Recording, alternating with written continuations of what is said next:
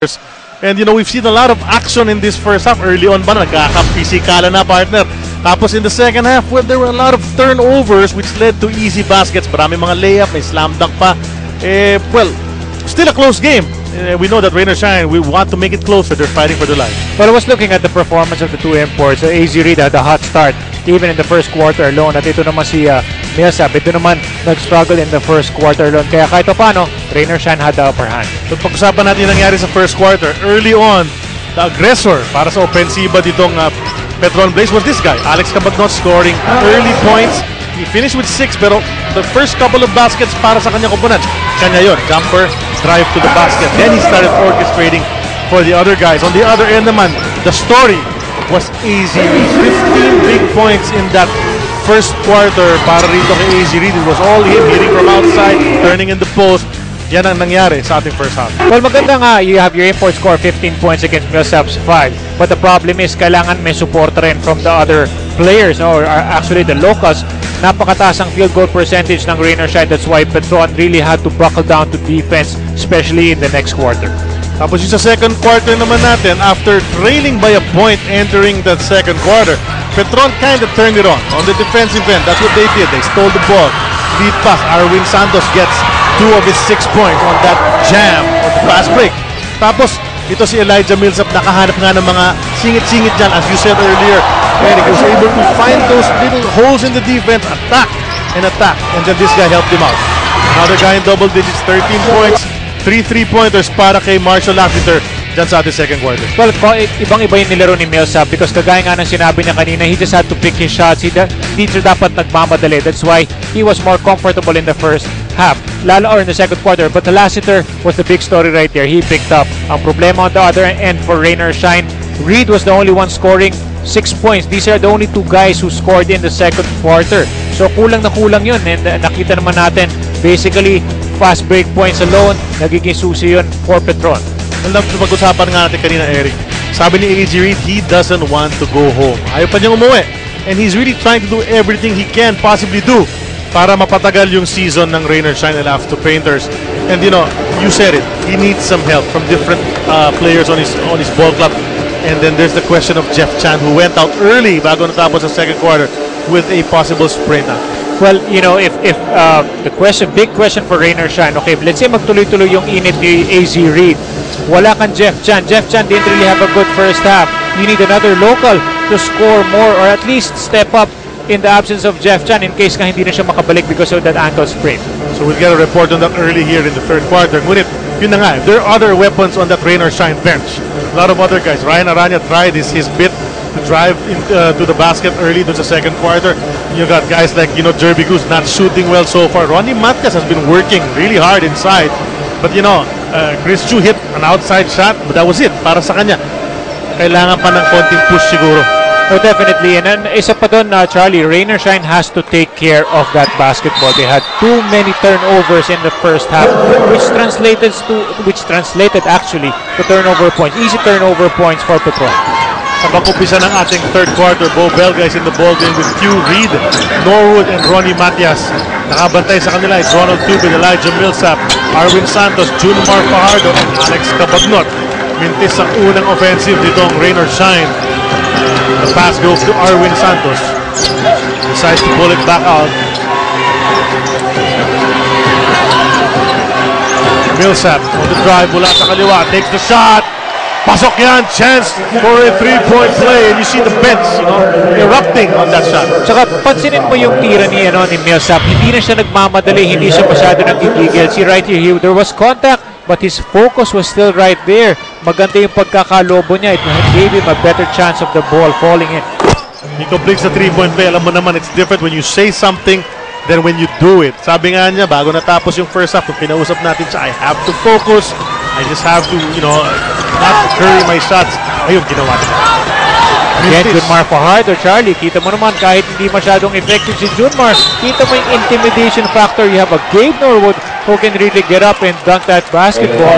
Pinapalitan yun ni Junmar Fajardo because he's basically intimidating all the guys driving to the lane. If you look at the production itong Junmar Fajardo in the first half, not too monstrous, pero yung nagagawa niya na wala sa stat sheet, intimidation, blocking those lanes. Dami ang ginagawa nito si Junmar. Let's turn it over to Risa Diaz. Babalitaan niya kung ano nangyari sa mga dugout.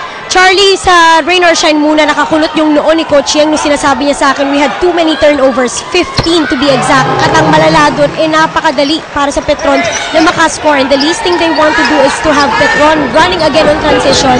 Dahil nung huling nangyari daw yan, games 1 and 2, natalo sila. Ang sabi rin niya, AZ Reed is doing so much for us. Kailangan niya ng suporta from the other guys. Charlie? Well, perhaps too much ginagawa nga ni AZ Reed on that shot. Good defense, resistance mula sa Petron. Cabagnot! Nice feed from Ronald Tubid. And Cabagnot finishes on the reverse. Fast break again and nakukuha ng Petron, and that's something that Coach Yang stressed in the locker room. Slow start para sa rain or shine. 13-point lead na itong Petron Blaze. Yu wants to get 3 back and it rolls out. And on that rebound play, Junmar na naman ang nanaig doon, just standing tall in that sea of players in the lane, partner. Sumundo doon si Jaire. You know, even if let's say the locals of Rain or Shine will have a tough time scoring, pwede mo naman bawiin yun sa depensa, as we see, ito si Jeff Chen, nakabalik na on sa kanilang bench. I can do it inside. I can step out and hit a jumper.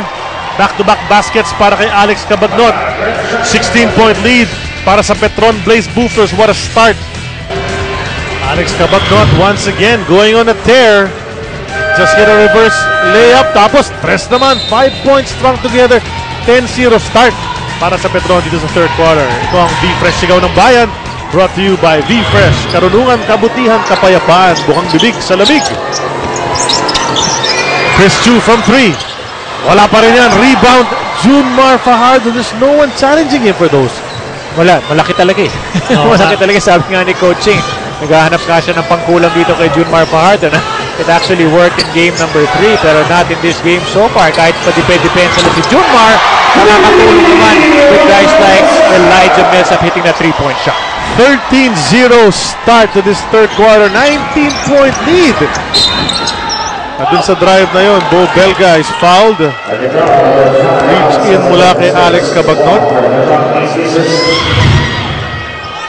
And this game could be getting out of hand. Tingnan natin kung anong sagot ng rain or shine.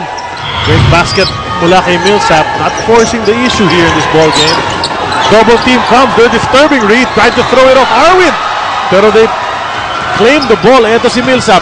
He'll challenge. Kick it over to Cabagnot. Open for 3. Give that to Millsap, who read that defense very well. Normally, diretso na yun eh, pero he opted to kick out to a wide open Alex Cabagnot on that right corner. Sure, siguro sabi ni Coach G, let's come out strong in the second half. Who would have thought it would be a 16-point bubble to begin? 16-0 quarter para umpisa ng third quarter. Well, napaka-bilis talaga ng pangyayari dito in the third quarter, but yung ginawa naman ni Elijah Millsap, a great team player, he drew 2 defenders to him and was able to kick out at the last minute. Ayan na! Breaking the ice para sa rain or shine. Elasto Painters here in the third quarter. First 2 points. And sino na naman yun? AZ Reed. AZ Reed. And yun na nga eh, so far, the Locals are trying, pero inaalat yung mga Locals eh. They're not really getting their shot. At yan, nagbintis na ang Petron Blaze, but they've padded their lead. Gabe Norwood's jumper, it bounces out. Ronald Tubid naman ang humugot ng rebound. Sinigurado na wala nang makalapit, partner. Eh, pag nilabasan ni Ronald Tubid yung siko niya gano'n, talagang miskisino, di nalalapit. Huwag ka nang sumubok. Ito si Millsap. Millsap can feel it. Goes into the lane. Kicks it over to Arwin. Jumper. Off the glass. Wala. Millsap. Put back. This is a big turnaround dito for Petron. Grabe yung ginagawa nila. They're moving the ball where they're basically dictating everything here in the third. Thought that shot was going in. It missed. Millsap got it. Pinaganda pa. At kinumpleto na ang 3-point play. That's a 23-point lead para sa Petron. Not even 4 minutes gone by. They've scored 25 points here in the third quarter. The pass inside to AZ. Inabas kay Ibanez. Tres para kay Jaire. They needed that. Good patience here by Rain or Shine, hitting Jaire Ibanez for that 3-point shot. But that's the 4th or 5th 3-point attempt they've taken dito sa ating third quarter, Eric, at yan pa lang ang pumapasok. Yun nga yung sinasabi natin. Although, napapagit nga na itong Rain or Shine hindi ganun kagaling sa 3-point range, pero si Millsap is actually on a tear right now. But Charlie, Rain or Shine really needs those 3-point shots because that will open things up in the middle. Yung nakaka-operate ngayon yung mga big guys nila, yung mga guys driving to the basket. Easy read on that baseline drive.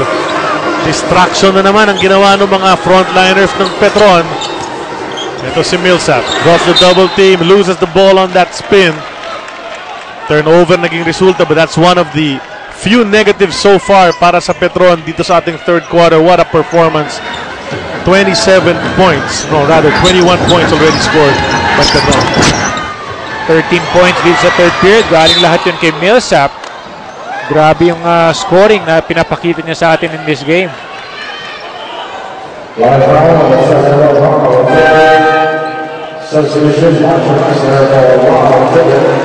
At yun yung isa pang convenience ito si Coach Gia Bonilla. You can pull out a guy like Ronald Tubit who's already played all out for the past almost 5 minutes. Fresh legs, Marshall Laffiter who played the best from among the locals nung first half. Yun na nga. And of course, Ronald Tubit, konti-konti lang yung kanyang ginagawa, but he's doing his job defensively and trying to intimidate, be that, have that defensive presence inside. Arwin Santos, subukan mag-baseline. On the way up, he loses it. Jaire Ibanez, good defense as usual. Hindi na rin ni Jaire ang bola. Leaves it for Reed. 3-point shot on the run. Wala yan. Bounces out, hits the basket support. That's gonna go the other way.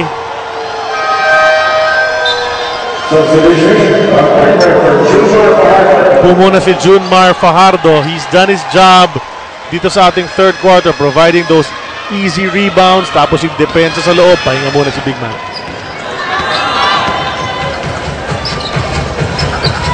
Six and a half remaining. They want to go inside. Si Doug Kramer, wala yan. Norwood on the break. Nag-challenge pa si Elijah Millsap. He's called for that foul, and Norwood's gonna go to the line para sa dalawang free throws. Here in the third quarter, Petron shooting 7 out of 9 field goals. Samantalang Rain or Shine naman 2 out of 12. So Rain or Shine not really having a good third quarter so far. Alam mo, nung labanan nung isang matchup dito sa semifinals, that's San Mig Coffee against Meralco Bulls. Si Marcus Blakely, ang import ng San Mig, fell short last year. As we see Paulie, the injured Paulie, and Jeff Chan as well with that ankle problem. At sinabi nga ni Blakely, unfinished business para sa kanya. Diba? Umabot siyang finals last year against Rain or Shine. Natalo sila doon. Easy Reed, same thing ang sinasabi. 2 years ago, hanggang semis na sila, unfinished business. And he's doing everything he can. Dito sa larong ito, you cannot criticize Easy Reed in this ballgame. Well, 26 points already, but yun na nga, kung titignan mo yung scoreboard, 26 points siya. The next leading scorer for the locals is only 3 points here, yung mga naglalaro sa loob. Millsap, he just drew that foul mula sa 3-point area. Pinalipat niya si Easy Reed. Pangatlong personal ni Easy Reed yan. Nagpupunta sa linya si Millsap para sa dalawang free throws. And there was no contest. Hindi nagreklamo si Easy Reed on that ball. Parang relax dito si Elijah Millsap here in the third period after he got his bearings in the second quarter wherein he scored 10 points. Dito, biglang nag-iba na. He's actually reading the defense well. He's more relaxed, especially when he's taking his jumpers. And you have to remember, 15 points sa first quarter si Easy Reed, 5 lang. Ito si Millsap. Pero kung titignan mo ngayon yung kanilang production, nasa 30 na si Elijah Millsap. So he turned it on the past quarter and a half. A warning is issued. Kontra rito kay Coach Yeng. Alalahanin din natin na Charlie, itong Rain or Shine team, in the past, they have always gone back. Kahit 25 points na ang kalamangan ng kalaban, meron silang history na nakakabalik. So let's not really count out itong Rain or Shine because baka biglang magmilagro at magpapasok lahat ang kanilang shots from the outside. So definitely not. We know better to count Rain or Shine out this early in the ball game. Middle of the third quarter, napakaraming oras pa niyan para mag-comeback dito. Pero itong Petron, they will provide as much resistance as they can. Alam naman nila, kung magpapalitan na ng baskets, okay na sila doon. Well, right now, all Petron has to do, of course, is just to play defense. I mean, kailangan lang huwag kang magkaroon, kahit makipagpalitan kayo ng baskets, but in case itong Rain or Shine ay magkaroon ng magandang run, He would just have to buckle down to work, especially on the defensive end. 2 free throws, pasok para kay AZ Reed, down to 23. Itong lamang ng Petron Blaze. 24 points already scored by Petron here in the third quarter compared to just 7 para sa rain or shine. Millsap, dribbling display, jumper. Wide left ang tira na yun. Chris Chu gets that rebound.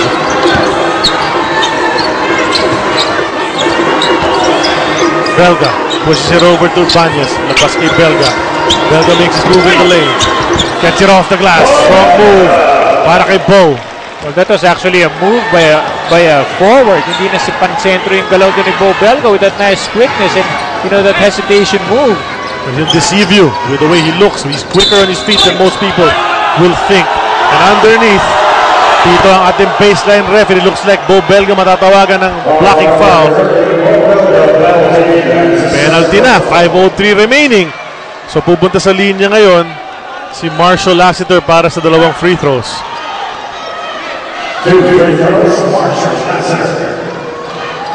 And Bo still talking to the referee.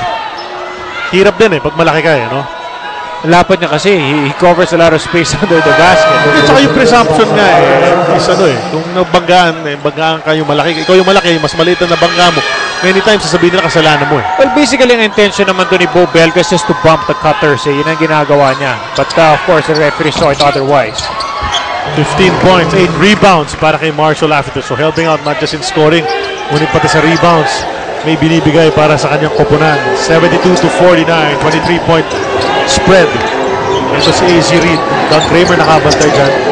Decides to take the jumper from outside. He gets another one. Maganda pa rin dito ang kamay ni AZ Reed scoring over Doug Kramer.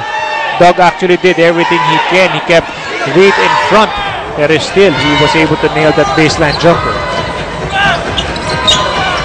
Si Lutz andyan na rin para kay Coach G. Kicks it over to Lanete. Balik kay Millsap. They'll go through Millsap on this offensive. Turns baseline, goes up strong. Muntik na, but it rolled out. Here's AZ Reed. Tried to shove it into Ibanez. Spin pass going to Lanete. Lanete will challenge! And you gotta hand it to Lanete. The courage to drive against Bo Belga, pero Bo Belga pleading his innocence dun sa play na yun. Cannot believe he was called for that foul. And he walks all the way to the other side para hindi na marinig hindi na marinig yung referee. Hindi naman kasi nasabi. But for a while, Lanete, I was expecting him to kick out to Millsap, di ba? Nakita natin na harapan silang dalawa ni Bo Belga doon. I feared for his life. Ito si Chico Lanete nung dumadrive na siya ron. Pero challenge pa rin. And alam natin, veteranong-veterano na rin si Chico Lanete. It's 1 out of 2. 22-point lead. The lead pass to Iloan. Inagawan pa Lanete in the passing lane. One will take its time. Ito si Lassiter. Pag-dribble lang. Hinantay yung pick. There's that pick. The roll. Pero naagaw. Na-anticipate ng rain or shine. And Reed will bring it. And Lassiter gives up that foul to prevent any possible fast break. We're under 4 minutes remaining here in the third quarter. And then both teams are in penalties. So mag-free throw na. Itong si AZ Reed. Partner, kahapon, Sunday, first Sunday ng October, nag-umpisa ang bar examinations, 2013 bar examinations. 4 na Sunday magkasunod yan. So, good luck sa lahat ng kumukuha ng bar exams for the next 3 Sundays. At birthday ngayon ng anak ni Panyero, Rado Di Malibot, si Bar X. Bar X is 16 years old today. So, happy birthday to Bar X Di Malibot. Walang hinihingi ko yung libre na Rado, hindi ni Barex. Ayun na nga. Hindi, pwedeng si Barex kasi okay na galing kay Rado na rin yun. Mas importante sa akin yung kay Rado. Jumper of Lutz doesn't go. Rebound by Reed. And they gotta do that slowly. They scored. They prevent itong Petron from scoring. Kumakastring sila ng ilang baskets bago matapos ang third. Baka gumanda. Belga open from 3. That was down. Came out. Went back in, partner. So there's a little run. Got this lead down to just 18. Well, pakonti-konti lang. You know, rain or shine, I'm sure would just set a target here para maibaba man lang nila to at least 15 or 12 points at the end of the third. Si Millsap nakabantay Norwood. Jaden Fitz in the last ball game. Steps back for that jumper. No go. Doug Kramer fighting pero itong si AZ Reed na nakakuha ng bola and This could be that run, partner. 3-minute mark ng ating third quarter.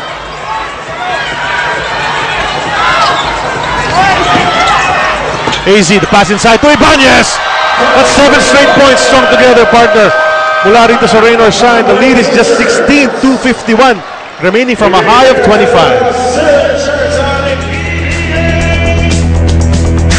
Rain or shine fans enjoying the little run na ginawa ng kanilang koponan bago pumasok sa timeout. Yan ang ating mga ulalam, mahal ng masa fans of the day. Mula sa masarap, malaman, mura at convenient kasi easy to open ulalam, ready to eat ulam para sa masa, mahal ng masa, ulalam. 15 pesos lang. Saka nang ngiti naman ngayon. Rain or shine fans siguro kasi umahabol na from 25, it's down to just 16. Nabuhay na. Nabuhay yan. Ito, Kabagnot goes to Millsap. Let's see how they can stop the uprising itong Petron Blaze. Sabi nga nila, pag medyo malaki na lamang mo, you have a tendency to slacken off a bit. Intensity mo bababa. So yan ang pinaalala ni Coach G. Abanidia on that timeout. 4 seconds to go on the shot clock. Millsap on the run. And he shakes off the defense para sa isang madaling layup. Oh, grabe rin. Ang hirap din kahit papano. Simply, it looks so simple. But itong si Millsap just went, maganda yung pagkaka-Euro step niya, that side step. That's the reason why he was able to finish that shot. Well, good attack immediately. Sa kabilang panig naman, as you see Millsap with that easy two-step. Sabi mo nga, may konting side step na yun for the layup. Pero umatake naman agad ang rain or shine. Na-foul si Bowen. Bowen's at the line for 2. Big Bowen making the first free throw. So still, para sa akin, the big question mark here is kung makakabalik pa kaya si Jeff Chan. Of course, alam naman natin yung ginawa ni Jeff Chan in game number 3 wherein he scored 18 points plus those 3-point shots na nakatulong talaga for rain or shine. Pero siyempre, itong si Coach Giovanilla, sigurista. You want to secure that final slot. So you send in, 2 minutes and 18 remaining sa ating third quarter. Papasok mo pa uli si Arwin Santos at si Junmar Fajardo, ang pillars of defense mo. Well, he needs to tighten up in the interior. Kaya binabalik na dito si Junmar para sigurado na nga hindi makakabalik dito ang rain or shine. Lutz, the jumper. It rolls out. Ito si AZ Reed. He's been leading the charge para sa rain or shine. Thought about the 3. Decides to kick it out to Belga. Siya naman ang titira. Hit 2 already in this game but misses that one. Ito si Kabagnot. Up ahead to Lutz. To Fajardo and what a body block mula kay Bo Belga. Yun yung two-way yung kalye, biglang tinayuan mo ng pader sa gitna. Parang ganun yung ginawa doon ni Bo Belga. Right there. Biglang nagkaroon ng roadblock. That was actually a road construction. Biglaan na lang nagulat si Chris Lutz as he slammed into Bo Belga. And of course, Chris Lutz played it cool. Lakad sa tabi, pero I'm sure he was checking out to see if every part of his body still was connected. Still there. Pero swak pa rin ang free throw ni Chris Lutz. So he's alright. Kinyan is in the ball game. Para palitan ito si Belga. 2 for 2 para kay Chris Lutz. First 2 of the game para sa kanya. AZ Reed. To Kinyahan. Momentarily open pero nakahabol na si Junmar but he goes all the way to the basket. Ganda naman ang galaw nito si J.R. Kinyahan to get all the way there. Simpleng-simple lang yung galaw ni J.R. Kinyahan but it's enough to be able to finish that shot. Lassiter. Strong ball game para sa kanya. Junmar at Kinyahan nagbabakbakan sa loob. Lassiter in the lane. He loses it. But Banyas goes ahead to Aranya. Aranya will lay this ball in. That's just a 14-point lead para sa Petron. 1 minute and 4 remaining dito sa ating third quarter. Nag-uusapan natin, Charlie, ang target is around 12 to 15 points end of the third. So, rain or shine is still within striking distance. You always talk about when you say never say die, barangay Hinebra agad ang isip ng mga tao. That's been their battle cry. Ngunit we've seen rain or shine come back from big deficits. Nasabi mo nga kanina. But it's not over till it's over. Isipin mo, basically, wala si Jeff Chan. Paulie, of course, has been injured. Wala yung dalawang key players who can score and put up the numbers. So, iisipin ngayon ni Coach G, sino kaya dito sa rain or shine ang magsa-step up? And right now, kalat yung scoring. There's so many people helping out. May bakbakan ng dalawang malalaking mama. Pumasok pa si Uloan, makikisali. That was the call made on Kinyan. Kaya naman nasa free throw line ito si Junmar. 1 out of 2. He's only 1 out of 5 mula sa free throw line sa larong ito. Ito si Junmar Fajardo. Spin from Reed. Goes over to Kinyahan. He takes that 3.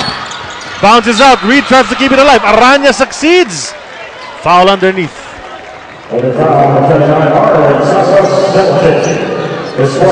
Free throws yan para sa rain or shine.